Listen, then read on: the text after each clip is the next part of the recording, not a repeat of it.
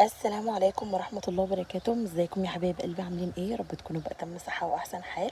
جاي لكم النهارده فيديو جديد، فيديو مشوق. تابعوا معايا لاخر الفيديو عشان تعرفوا انا عملت ايه. يا ريت لو انت ما انتش مشتركه معايا في القناه، يا ريت تشترك وتفعلي زر الجرس عشان يوصلك مني كل جديد. تحطي لي اللايك وكومنت القمر بتاعك وتنوريني طبعا وتبقي اختي من اخواتي. بحبكم جدا. يا صباح الجمال، صباح النشاط على عيونكم يا حبايب قلبي. خلاص ما عادش غير 3 ايام بالظبط على العيد. كل سنة وحضراتكم طيبين وعيد أضحى سعيدة عليكم يا رب، وإن شاء الله كده نفضل مكملين مع بعض وأفضل عند حسن ظنكم. ويلا بينا نشوف الفيديو. لأن أنا النهاردة عاملة روتين جامد جدا، لأن أنا النهاردة ولا عاملة حاجة واحدة ولا حاجتين، لا أنا عاملة روتين في البيت كله النهاردة. وخلصت أخيرا الفرش بتاع العيد وتنظيفات العيد وكل حاجة هتشوفوها هتتابعوا معايا النهاردة. زي ما انتم شايفين أنا جبت ملاية جديدة. ديت كانت من جوازي، بس دي اول مره ان انا افرشها كده. زي ما انتم شايفين انا مطلعاها من العلبه. حبيت شكلها جدا واتفاجئت بشكلها، لان الحاجات دي من جوازي زي ما انا قلت لكم. وفي حاجات انا ما يعني والدتي الله يرحمها كانت جايبها لي وانا ما كنتش يعني شفتها قبل كده وما كنتش اعرف هي عامله ازاي. بس بصراحه انا اتفاجئت جدا من المنظر بتاع الملايه والفرشه. بجد غيرت شكل الاوضه 180 درجه، وحسيت ان انا زي ما يكون يعني بفرش اوضه عروسه بجد. هتشوفوا الفرق معايا من الاول في بدايه الفيديوهات اللي انا عملتها معاكم. والفيديو دوت بجد الشكل تحفه واختلف كتير عن الاول. زي ما انتم شايفين انا خلاص خلصت فرشه السرير، وبدات بقى ان انا اروح على الجزئيه ديت واشيل بقى هخف كده من على المكتبه شويه. وبعد كده هبدا ان انا امسح كده. جايب يعني انا عامله كده الفوطه بتاعتي ديت بديتول ودوني، وحطيت معاها ميه عشان تعقم كده الاوضه وخلي كده ريحه انتعاش كده وبهجه في قلب الاوضه. وبدات بقى ان انا احط بقى المفارش بتاعتي وهغير كده. هفتح بقى الهديه ديت، لان الهديه دي كانت جايالي من العيد. كبير من كام سنه كان جوزي كان جايبها لي، بس انا ما كنتش بفتحهم خالص. بس انا قررت ان انا اي مناسبه يعني لو عيد او رمضان هحط الحاجات اللي تخص المناسبه ديت. زي ما انتم شايفين ده بوكس فيه خروف لعبه وخروف بلوره، وكمان حرف الاف حرفي كان جوزي جايبهولي في العيد زي ما انا قلت لكم. هبدا بقى ان انا احط كده الحجار فيه، لان انا كنت شايله الحجار منه. وهشيله بقى وهنفضه كده، لان هو كان متطرب جامد، لان انا قلت لكم ان انا اول مره افتحه. ف كان متبهدل خالص حرفيا. فانا بدات كده ان انا امسح كده البلوره بالفوطه بتاعتي. وكمان مسحت حرف الاف ده لان كان متطرب جامد. بدات بقى ان انا ارجع الحاجه زي ما كانت في قلب البوكس.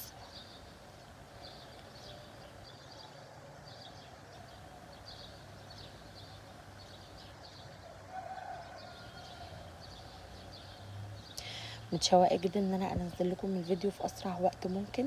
وبجد انا يعني تعبت جامد في الروتين بتاع النهارده.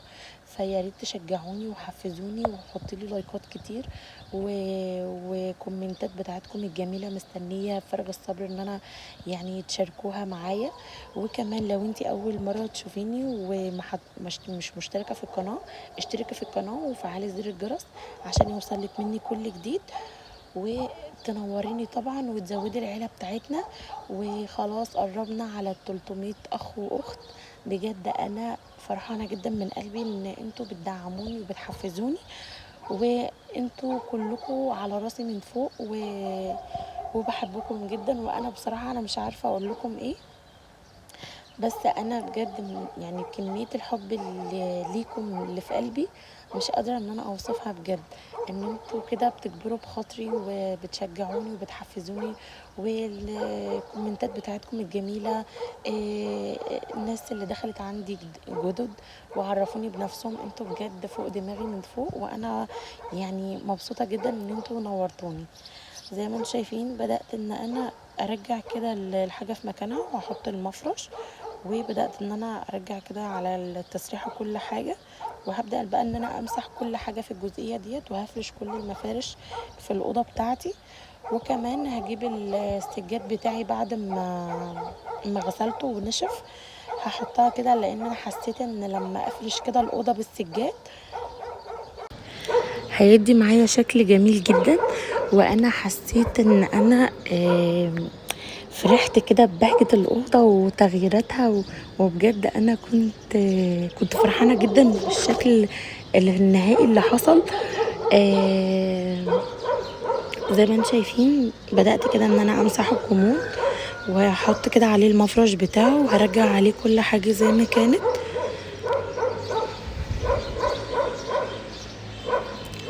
معلش اعذروني على الصوت اللي انتوا سامعينه لان انا بحاول ان انا يعني انجز في الفيديو بسرعة امنتج وعقبال ما بسجل الصوت وكمان بنايم الاولاد وكده، عشان انا لما زي ما انتوا عارفين ان انا مش بعرف اعمل اي حاجة منهم وهم صاحيين، فبستغل كده الوقت وهم نايمين فبعمل لكم الفيديو.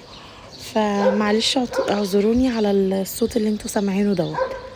زي ما انتم شايفين بدأت ان انا اروح على الكومود التاني ومسحت الخشب بتاع الغرفة معايا وهرجع كل حاجة زي ما كانت وهخلي الشكل بجد تحفة. وكمان طلعت الانتريه اللي كان عندي في الأوضة، بقيت الانتريه بتاعي كمان انا طلعت الانتريه بره اللي كان عندي في الأوضة، فحسيت ان الأوضة كمان وسعت لان انا زي ما انا قلت لكم ان انا عندي انترهين، الانتري بتاع والدتي وكان متبهدل خالص، فانا يعني اتخلصت منه وطلعت الانتري بتاعي كده بره في الانتري. حسيت ان الشكل بقى احسن كتير وانتوا هتشوفوا كده معايا في الفيديو. وزي ما انتوا شايفين المكان وسع معايا و بدأت ان انا امسح كمان المراية، وفي بقى الكركبة والبهدلة دي اللي كانت متدارية تحت الكنب انا ما كنتش شايفاها خالص. يعني تحسوا ان انا بقالي كتير قوي ما نضفتش الاوضه بتاعتي، بجد انا اتصدمت من الشكل دوت بعد ما طلعت الكنب بره. زي ما انتم شايفين هبدا بقى ان انا اشيل كل دوت وهكنس كده. شايفين الوسع اللي موجود؟ بجد انا يعني انبهرت بالشكل دوت. وكانت الكراسي كانت زحمه الاوضه، يعني كانت اخده مساحه من الاوضه كتير. فبدات بقى ان انا خلاص بقى اتخلصت من الكنب بدأت بقى ان انا اظبط بقى البيت وهشوف بقى افوقه وكده، وربنا يسهل زي ما انا قلت لكم قبل كده ان انا لو ان شاء الله ربنا كرمني هجيب سفرة كده على قدنا علشان ناكل عليها، لان انا ما عنديش سفرة خالص، ما عنديش غير الانتريه. فيعني شوروا عليا كده اعمل ايه يعني، اجيب سفرة 4 كراسي ولا 6 ولا ما اجيبش خالص، ولا اجيب ترابيزه بكام كرسي كده. يعني شوروا عليا كده وقولوا لي اعمل ايه. زي ما انتم شايفين بدات بقى ان انا خلاص كنست وبدات ان انا امسح بالموب كده كويس اهو. زي ما انتم شايفين فرشت السجاد وكمان عامل ماتشنج جامد مع الملايه اللي انا فرشاها. بجد انا انبهرت جدا بشكل الاوضه بعد ما خلصت.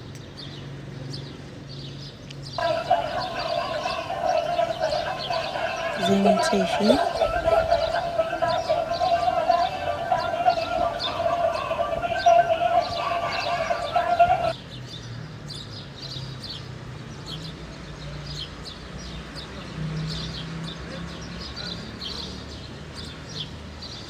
كل سنة وحضراتكم طيبين يا رب، ويعود عليكم الأيام بخير وعيد أضحى سعيد عليكم بجد.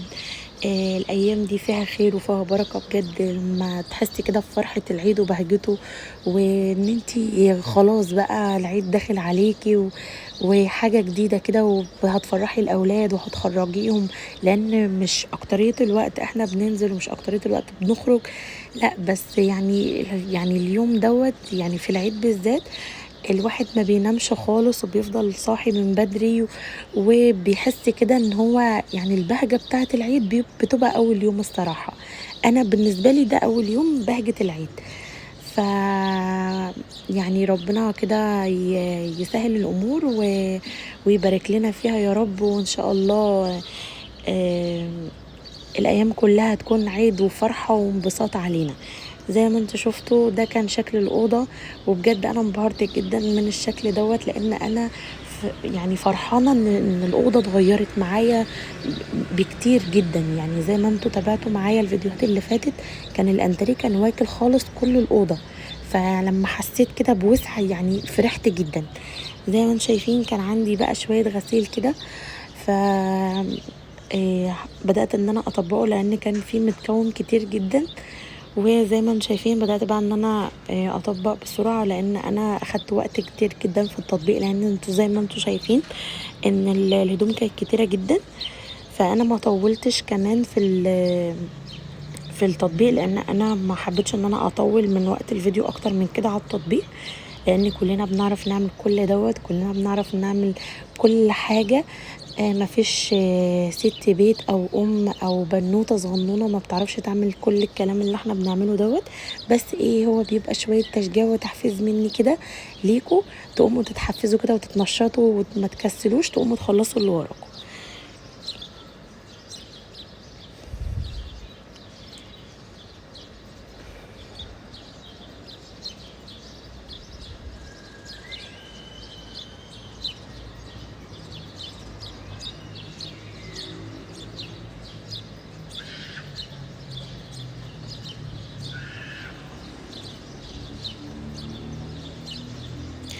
زي ما انتم شايفين ببدأ كده ان انا احط كل حاجة كده مع بعضها، يعني والهدوم بتاعت كل واحد بحطها كده على جنب، علشان لما اجي ارصها كده في الدولاب ما يعني كل واحد يعرف هدومه فين وما نتلخبطش وكده.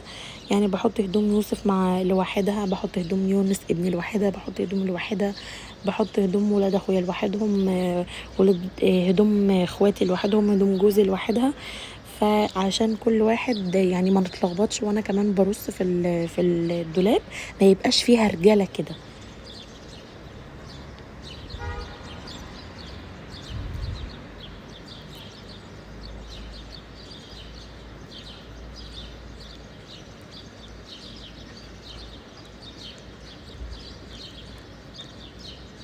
وكده خلاص كنت خلصت، جبت بقى الباسكت بتاع الغسيل، وبدأت بقى ان انا احط فيه الهدوم بتاعتي وبتاعت ولادي وبتاعت جوزي وهدوم اخواتي وولاد اخويا. هحطهم بقى جوه في الاوضه، لان هم ليهم اوضه لوحدهم، وانا وولادي وجوزي لينا اوضه لوحدنا. فخلاص بقى حطيت الهدوم في الدلبه، وبدات بقى ان انا آم، عملت كده الفوطه ديت، غسلتها كويس وحطيت فيها معطر، لان هي كانت متبهدله تراب من الاوضه. فبدات بقى ان انا اعمل كده بالكنب وامسح الخشب، لان انا بقالي فتره كبيره جدا ما مسحتش الخشب خالص. فقلت بقى خلاص بقى العيد داخل، ونحس بقى ببهجه العيد والانتعاش كده والفرحه. زي ما انتم شايفين بدات ان انا اشيل الشيلات وانفض كده تحت الكنب، وهرجع تاني الشيلات مكانها، وهعمل كده مع كل الكنب. همسح الخشب بتاعه وهنفض كده من تحت الشيلت وهرجعه زي ما كان. وبرضو حابة ان انا يعني اسمع رأيكم في الكومنتات، الشكل كده كان يعني الشكل كده احسن ولا اغير حاجة في الانتريه؟ يعني النظام ده مش حلو ولا ايه؟ يعني قولوا لي رأيكم كده. زي ما انتم شايفين بدأت بقى همسح بقى الترابيزة ديت، وهرجع كده المفرش عليها. تحسوا ان الانتريه كده وسع ومدي براح لنفسه عن الاول، كان في زحمه كده وكان في انتريهين وكده والشكل ما كانش كويس خالص. فانا يعني انا حاسه ان الشكل كده احلى من الاول بكتير يعني، والاوضه كمان وسعت معايا. فيعني انا حبيت اللي انا عملته الصراحه. وبرضو اكتبوا لي في الكومنتات اللي انا عملته كده صح ولا ايه.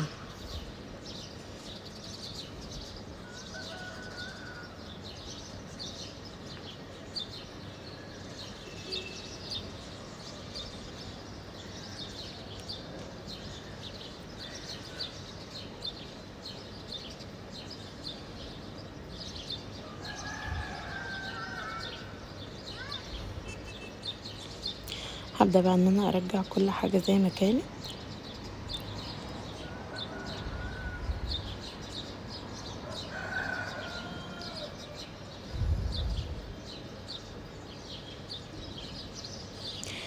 يا ريت لو انتي اول مره تشوفيني وما حطيتيش اللايك، حطي لي اللايك بسرعه وشجعيني وحفزيني، لان انا بجد تعبت جدا في الفيديو. وحفزيني كده ونشطيني اكتر، وعشان انزل لكم الروتين اللي هيحصل في العيد زي كل مره زي ما انتم متعودين معايا. وكمان لو انتي مش مشتركه عندي في القناه، يا ريت تشتركي وتفعلي زر الجرس عشان يوصلك مني كل جديد. حطي لي وتكتبي لي الكومنت الامر بتاعك وتفيديني برايك، ونشجع كده بعض وناخد باراء بعض. زي ما انتم شايفين انا خلاص كده خلصت، بدات بقى ان انا اكنس كده الانتريه.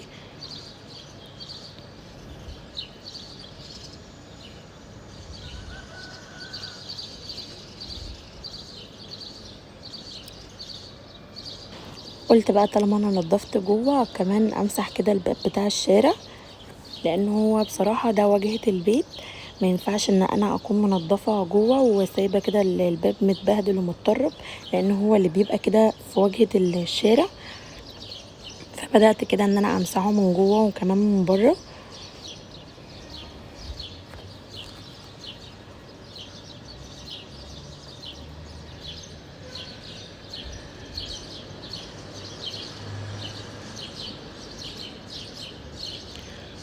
زي ما انتم شايفين انا كده خلاص بدات ان انا اخلص كده، وهدخل بقى هقفل كده الباب، وهبدا بقى ان انا امسح بقى الانتريه كده معايا.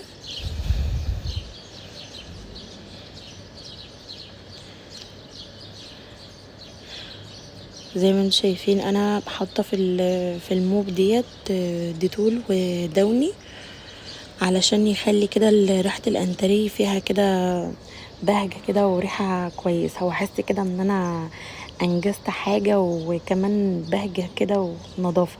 زي ما انتم شايفين انا جبت السجاده اللي تعبتني وهلكتني في الغسيل اخيرا نشفت، فانا حبيت كده ان انا يعني افرشها كده لان هي خفيفه الصراحه، وكمان الجو مش مستحمل ان هو يتحط سجاد، بس انا فرشاه علشان يأدي كده منظر كده للبيت.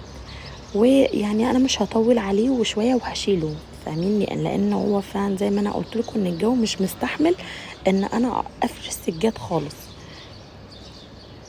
هبدا بقى ان انا اظبطه كده من تحت الكنب، وهشيل كده الترابيزه دي خالص، وهبدا بقى ان انا احطها كده على جنب، وهبدا بقى ان انا اسوي كده السجاده تحت الكنب بتاعي، لان زي ما انتم شايفين هي ما شاء الله كبيره. فيعني الحمد لله ان هي يعني اخدت عندي برضو في بيت والدتي ان المساحة بتاعة الانتريه اكبر من البيت اللي انا كنت اخداه ايجار. فالحمد لله ان هي ما تعبتنيش كتير يعني عن الاول، زي ما انتوا تابعتوا معايا ان انا كنت في الشقه كانت تعبتني جدا وهلكتني، كنت عماله كل شويه اروح اشيل الكنب واعمل وافرد واروح واجي. انما دي بصراحه ما هلكتنيش خالص وما تعبتنيش. وده كان الشكل النهائي للانتريه. دخلت بقى على المطبخ، لان زي ما انتوا عارفين ان انا المطبخ على طول مش بسيبه، بس تلاقيت بقى في شويه مواعين كده، قلت بقى اتشجع كده وكمان واعملهم بالمره طالما البيت كله كده. قمت واتكلت على ربنا وخلصت كده نضف معايا، فما سيبش حاجه فيها تراكمات او فيها اي حاجه مش كويسه. زي ما انتم شايفين هما شويه مواعين مش كتير، فانا بدات ان انا ادعكم كده واركنهم على جنب، لان انتوا زي ما انتم عارفين ومتعودين معايا ان انا لو مواعين قليله بعملها كده مره واحده وبغسلها مره واحده. انما لو في ضغطه مواعين بعمل كده حبه بحبه عشان انجز من اللي قدامي، وكمان اسيب براح لغيرهم ان انا اعرف ان انا اغسلهم.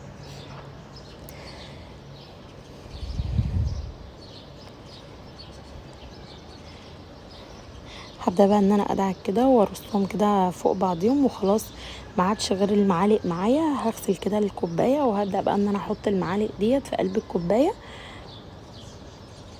هرصها كده علشان بقى ايه تكون كل حاجه كده قدامي، واحس ان انا خلاص كده خلصت البيت وكمان يعني بجد انا تعبت جدا بعد ما خلصت، يعني تعب ظهري بجد يعني.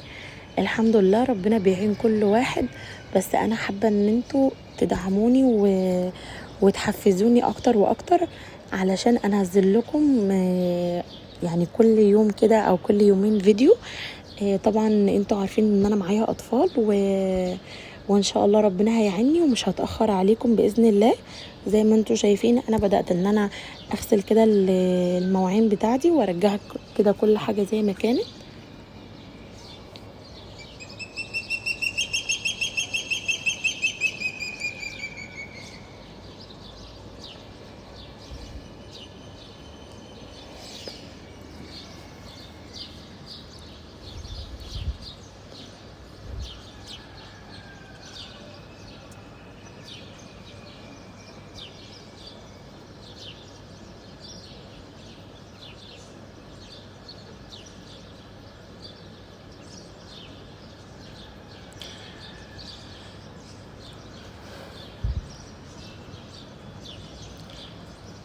زي ما انتم شايفين انا خلاص ما عادش معايا غير الطبق والحلتين دول، فهغسلهم كده وهحط كل حاجة في مكانها علشان كمان اخلص بقى بقية المطبخ. يبقى انا كده خلاص خلصت كل حاجة في قلب البيت. وبجد انا فرحت جدا ان انا خلصت وان الشكل بتاع البيت فضل معايا كده، يعني كان شكله الحمد لله عجبني جدا وريحني عن الاول بكتير. هبدأ بقى ان انا امسح كده الرخامة من اي مية عليها.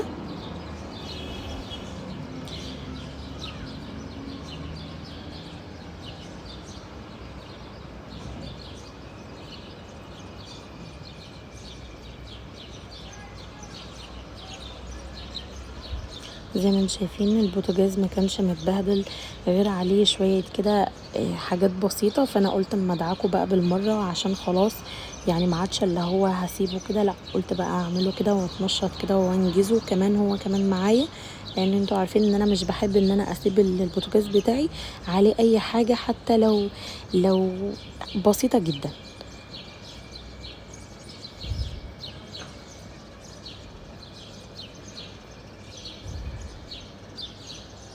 هرجع بقى الحوامل زي ما كانت وهبدأ بقى ان انا اكنس الشكل دوت. يعني بأمر الله كل البيت معايا الحمد لله نضف وارتحت كده في الاخر وحسيت ان انا تعبي ما راحش هدر الحمد لله. هبدأ بقى ان انا امسح بالموب بتاعتي.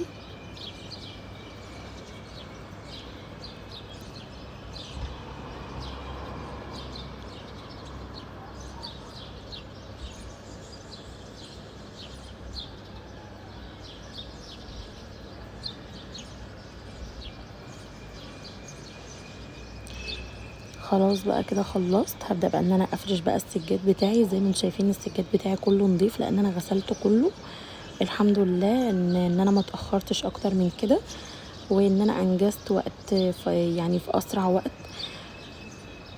وكمان قلت كده اما ارتاح بقى شويه واعمل لي كده فنجان القهوه، لان انتوا عارفين ان انا بقالي فتره كبيره جدا ما شاركتش معاكم من فنجان القهوه، وكمان انا ما بشربوش مع نفسي غير يعني خففت عنه كتير عن الاول. يعني كنت الاول بشرب 3 فناجين في اليوم، دلوقتي يعني لو افتكرت اصلا ان انا اشرب قهوه يعني ده تبقى حاجه كده يبقى انا انجزت.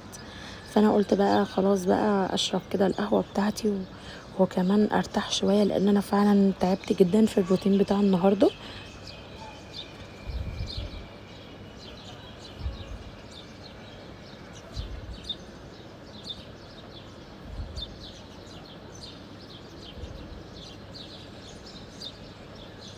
هبدا بقى ان انا احطها كده على النار واسويها.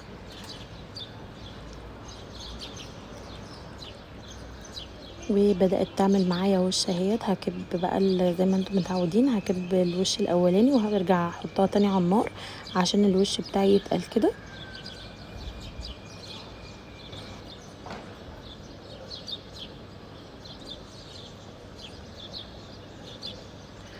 وكده خلاص هبدا بقى ان انا اقدمها بقى ونطلع بقى نشربها بره انا واخواتي.